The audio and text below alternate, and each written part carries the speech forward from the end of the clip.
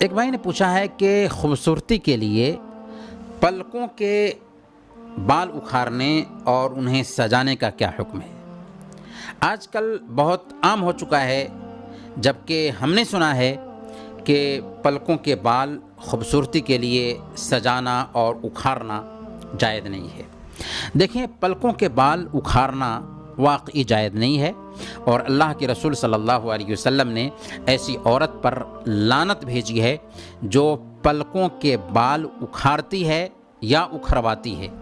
اور ہمیں رواج یا طریقے یا عادت کا پابند نہیں ہونا ہے، بلکہ ہمیں شریعت کا پابند بننا ہے، اور ہماری شریعت نے اس بات سے منع کیا ہے، تو بحیثیت مسلمان ہمیں اس کام سے رک جانا چاہیے۔ اللہ تعالیٰ کا فرمان ہے، وَمَا كَانَ لِمُؤْمِنٍ وَلَا مُؤْمِنَةٍ إِذَا قَضَى اللَّهُ وَرَسُولُهُ أَمْرًا أَن يَكُونَ لَهُمُ الْخِيَرَةُ مِنْ أَمْرِهِمْ، کہ کسی مومن مرد اور عورت کو اللہ اور اس کے رسول کا فیصلہ ہونے کے بعد اس بات کا اختیار نہیں رہتا کہ وہ اپنے معاملے میں کوئی بھی کام کرنا شروع کر دے۔